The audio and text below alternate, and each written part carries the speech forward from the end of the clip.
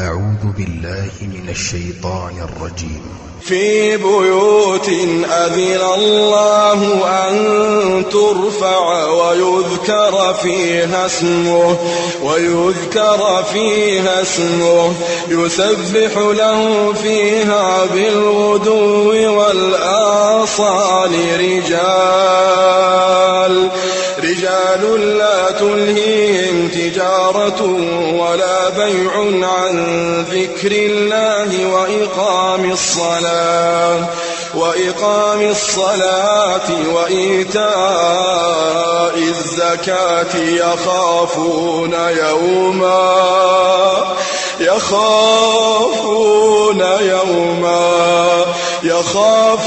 يوما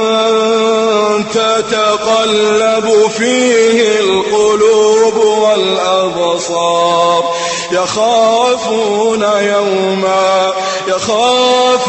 يوما تتقلب فيه القلوب والأبصار في بيوت أذن الله أن ترفع ويذكر فيها اسمه يسبح له فيها بالغدو والآصال رجال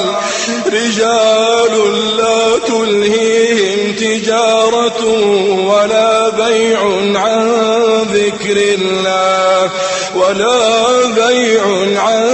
ذكر الله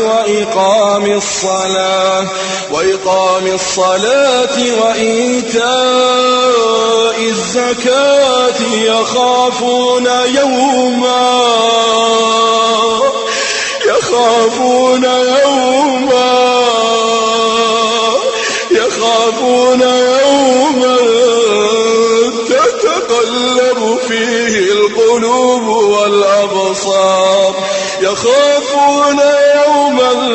تتقلب فيه القلوب والأبصار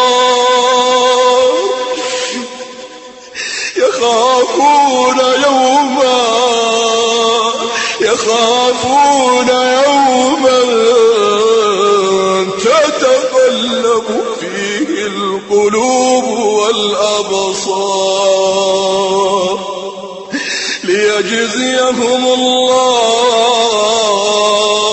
ليجزيهم الله أحسن ما عملوا ويزيدهم